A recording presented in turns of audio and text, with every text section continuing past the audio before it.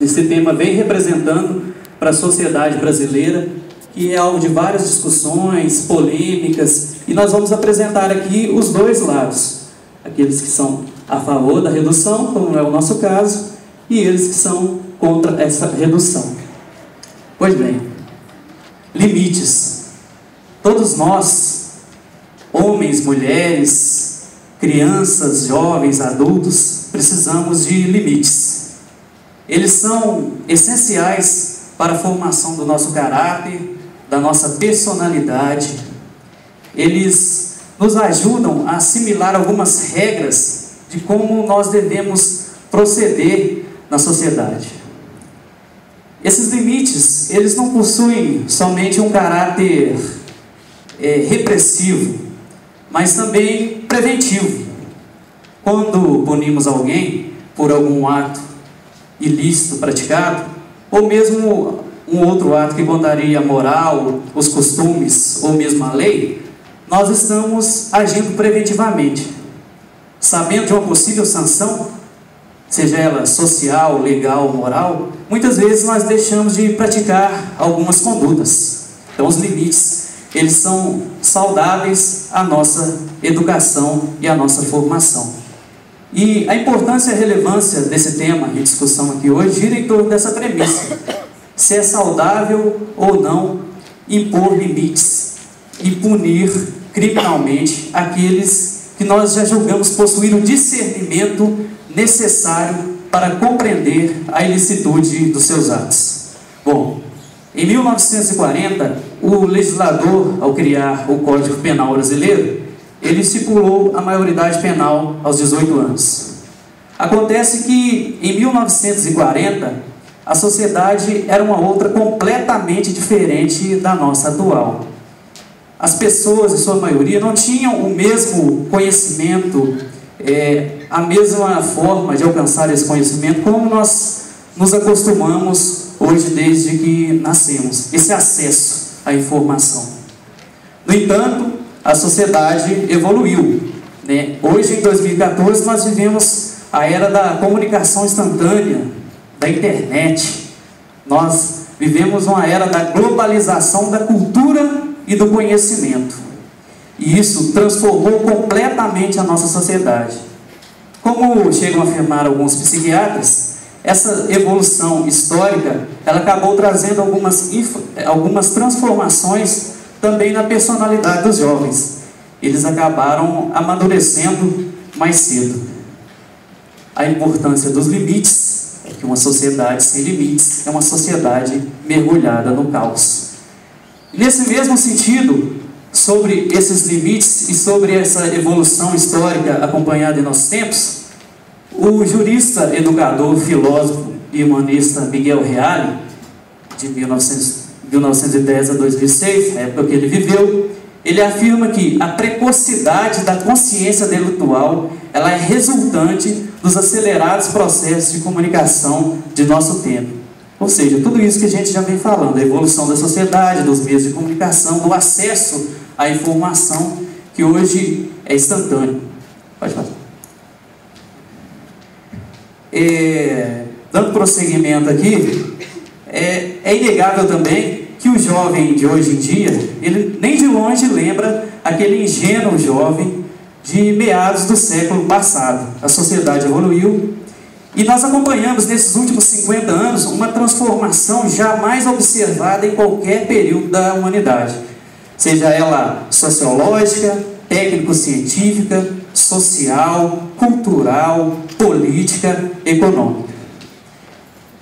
A legislação brasileira hoje prevê que uma pessoa é considerada criança do seu nascimento até os 12 anos incompletos.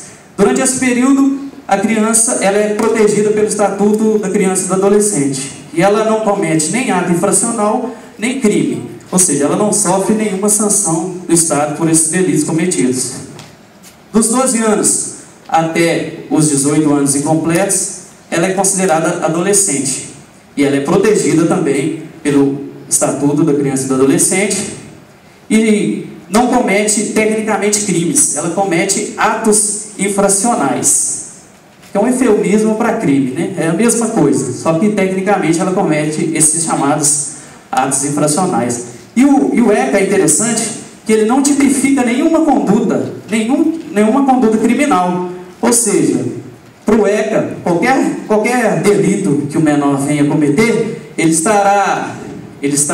poderá ser sancionado, né, com algumas medidas chamadas socioeducativas, ou seja, advertência, obrigação de reparar o dano, prestação de serviços à comunidade, liberdade assistida, inserção em regime de semi-liberdade, que a gente costuma chamar de sempre-liberdade, porque não existe uma estrutura para realizar esse controle na nossa sociedade, né? Não existe um sistema rápido e eficiente nesse sentido, e a internação em estabelecimento educacional por no máximo 3 anos. Ou seja, por pior que seja o crime que o menor cometa, o ato infracional, ele poderá pegar uma medida socioeducativa de no máximo 3 anos. Ou seja, se ele furtou, se ele matou, se ele roubou, se ele estuprou, ou se ele cometeu todos esses atos de uma só vez, a máxima pena que ele vai pegar é uma medida socioeducativa de 3 anos. Pode passar para o próximo. É interessante, quando a gente se discute um tema, abrir os nossos horizontes, não ficar preso somente à nossa realidade brasileira. Porque outras culturas, até mais antigas do que a nossa, já discutiram e algumas já observaram e já alteraram suas legislações devido a essa evolução histórica, né? Como a gente pode ver aqui, a maioridade penal pelo mundo, no Brasil 18 anos, na Argentina 16, França 13 e aí por diante. Para ser bem rápido aqui, vamos pegar o modelo da Argentina, por exemplo, onde a imputabilidade penal lá é a partir dos 16 anos. Só que naquele regime, de acordo com a legislação da Argentina, entre os 16 e os 18 anos, o menor, para ser julgado como maior, ele passa por um sistema que lá eles adotam, que chama biopsicológico. Aqui no Brasil nós adotamos somente o biológico, ou seja, a idade e ponto final, 18 anos. Na Argentina, dos 16 aos 18 anos, é adotado o critério biopsicológico. O que é esse critério biopsicológico? Você analisa, além da idade, a capacidade do menor compreender a ilicitude e a gravidade do seu ato. Ou seja, não é só a idade, é a idade, mas essa avaliação psicológica. Pode passar. No dia...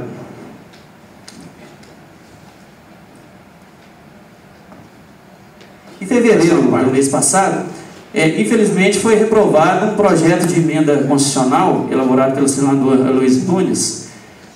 E eu digo infelizmente porque nós perdemos a oportunidade de fazer história, ou mesmo de transformar os rumos da história. Pode pedir. Você pode repetir, por gentileza, a parte da Argentina nós não entendemos?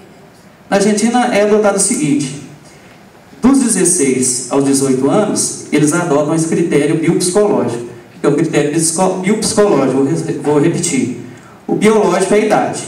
O psicológico é uma avaliação que é realizada com o menor para verificar se ele, naquele momento, no cometimento do ato, ele era capaz de compreender a ilicitude e a gravidade daquele ato. Certo? São usadas as duas coisas. Pois não, pode falar. Na Argentina é adotado esse sistema. Você acha que o Brasil tem capacidade para julgar um crime cometido aqui do mesmo modo que a Argentina julga? Você não acha que para reduzir a maioridade penal e julgar como a Argentina, que é um país tão diferente do Brasil, tanto a forma de governar quanto a forma de julgar os crimes, teria que mudar todo o sistema de julgamento? Você não acha que poderia ter muitos erros na hora de julgar um adolescente de 16 anos aqui no Brasil? Olha, eu não acredito que a Argentina seja um país tão diferente do nosso, não. Da mesma forma que nós somos um país subdesenvolvido, eles também são um país subdesenvolvido. Apesar da colonização ser feita por espanhóis, a nossa por portugueses, eu acredito que eles sejam um país bem parecido com o nosso. Segundo ponto, eu acredito sim que a justiça brasileira, logicamente que isso não depende só da questão da maioridade penal, depende de um conjunto de fatores, né, e por aí passam a melhoria nas políticas educacionais, sociais. Mas você acha que o Brasil investe nessas políticas? Mas eu penso o seguinte, isso não pode ser uma desculpa para a gente cruzar os braços perante uma realidade que nós estamos acostumados a viver na rua todos os dias. A gente não pode usar isso como desculpa para cruzar os braços e não fazer nada. Mas você acredita que no Brasil, atualmente, nós não estamos tendo nem estrutura para prender e punir os maiores? Nós vamos conseguir julgar da maneira correta os menores? Com certeza, que se reformularize o sistema. Se não está dando certo, tem que reformulizar o sistema.